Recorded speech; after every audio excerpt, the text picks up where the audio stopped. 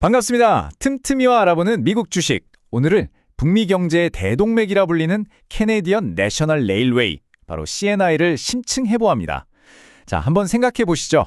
100년이 넘는 역사를 가진 이 철도 거인이 어째서 지금 이 순간 글로벌 무역 전쟁과 경기 침체 우려라는 거대한 파도의 한가운데 서게 되었을까요? 이 기업은 단순히 오래된 운송회사가 아닙니다. 경제의 향방을 예측하는 가장 정직한 바로미터로 불리죠. 지금부터 CNI의 현재와 미래를 깊이 파헤쳐 보겠습니다. 바로 이 질문이야말로 오늘 저희 분석의 핵심을 그대로 꿰뚫고 있습니다. CNI는요, 그냥 오래된 인프라 기업이 절대 아닙니다.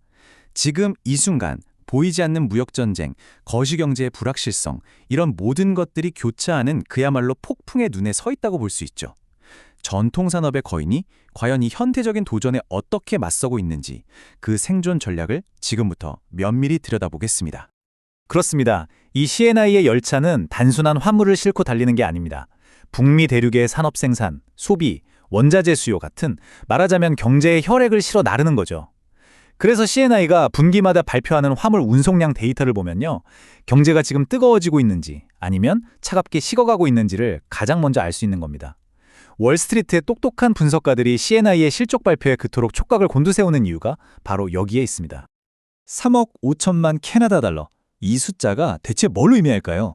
이게 바로 CNI가 스스로 통제할 수 없는 외부 리스크의 무게를 보여주는 숫자입니다. 2025년 한 해 동안 다른 것도 아니고 무역 관세라는 외부 변수 하나 때문에 이만큼의 매출 타격이 예상된다는 뜻이거든요. 이건 회사가 내부적으로 아무리 허리띠를 졸라매고 효율을 높여도 거대한 지정학적 파도 앞에서는 어쩔 수 없다는 냉정한 현실을 보여주는 지표인 셈입니다. 자, 그렇다면 이런 엄청난 역풍 속에서도 CNI가 굳건히 버틸 수 있는 힘은 대체 어디서 나오는 걸까요? 그 답은 바로 이 기업의 본질, 즉 비즈니스 모델에 숨어 있습니다. 지금부터 CNI를 대륙의 유료 고속도로라는 비유를 통해서요, 누구도 쉽게 넘볼 수 없는 이 거인의 막강한 경제적 해자가 어떻게 만들어졌는지 제가 아주 알기 쉽게 설명해 드리겠습니다. 화면에 보이는 이 지도를 좀 보시죠. 2만 마일에 달하는 이 철도망은 그냥 긴 선로가 아닙니다. 대서양, 태평양, 그리고 저 아래 멕시코만까지 북미 대륙의 3개 해안을 모두 연결하는 유일무이한 전략적 자산이죠. 예를 들어볼까요? 아시아에서 밴쿠버 항으로 들어온 상품을 시카고의 물류창고까지 가장 빠르고 싸게 옮기려면 사실상 CNI 말고는 대안이 거의 없습니다. 한번 CNI 철로 옆에 공장이나 창고를 지은 기업은 다른 운송사로 바꾸는데 정말 어마어마한 비용이 들어요. 이게 바로 전환 비용이라는 보이지 않는 거대한 성벽, 즉 경제적 해자인 겁니다. 철도 산업을 볼 때 다른 건 몰라도 이 영업 비율, 즉 Operation Ratio, 줄여서 OR이라는 개념은 꼭 아셔야 합니다. 아주 간단해요. 제가 1달러를 벌기 위해서 비용을 얼마나 썼는지를 보여주는 지표입니다. 만약 OR이 60%다? 그럼 1달러 벌려고 60센트를 썼고 40센트가 이익으로 남았다는 뜻이죠. 당연히 이 숫자는 낮으면 낮을수록 회사가 정말 알뜰하고 효율적으로 운영된다는 뜻이겠죠. 잠시 후에 CNI의 놀라운 수치를 보실 테니까요. 이 개념 꼭 기억해 주세요. 바로 이겁니다. 유료 고속도로라는 비유가 CNI 비즈니스의 핵심을 정확히 보여주죠. 캐나다의 목재, 미국의 곡물, 멕시코의 자동차 부품까지 북미 대륙의 경제를 움직이는 거의 모든 상품이 CNI의 철로 위를 지날 때마다 어김없이 통행료가 발생합니다. 경기가 조금 안 좋아져도 물류가 완전히 멈추지는 않잖아요? 이것이 바로 CNI가 외부 환경 변화에 크게 흔들리지 않고 꾸준히 현금을 만들어내는 거대한 기계로 불리는 이유입니다. 자, 그럼 이제부터가 진짜 흥미로운 부분입니다.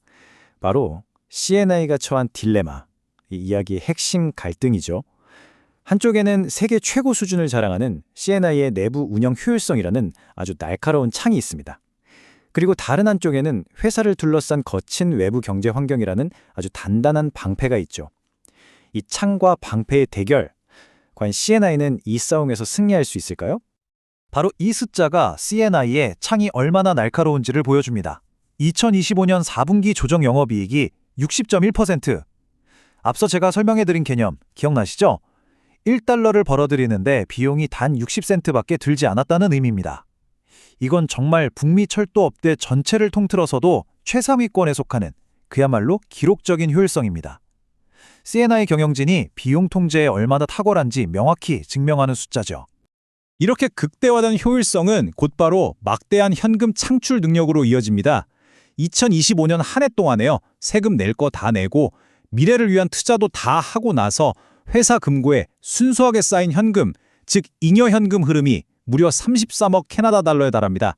이 막강한 현금력이 바로 경기가 안 좋을 때도 C&I가 주주들에게 꾸준히 배당을 주고 자사주를 사들일 수 있는 든든한 버팀목이 되어주는 겁니다. 그리고 30. 이 숫자는 C&I의 철학을 상징합니다. 여러분, 지난 30년을 한번 떠올려 보세요. 닷컴 버블이 터졌고 2008년 글로벌 금융위기가 있었고 전 세계를 멈추게 한 팬데믹까지 있었죠.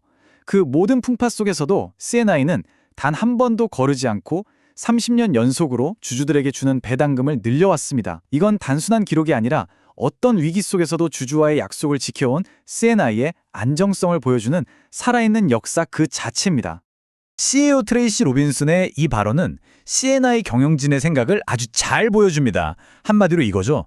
외부 환경이 어려운 건 우리가 어떻게 할 수 없다. 하지만 우리가 완벽하게 통제할 수 있는 비용, 자산 효율성, 그리고 서비스 품질, 여기에만 집중해서 최고의 성과를 내겠다는 아주 강력한 자신감의 표현이라고 볼 수 있습니다. 자, 지금까지는 C&I의 강력한 창, 그러니까 긍정적으로 보는 강세론자들의 주장을 들어봤습니다.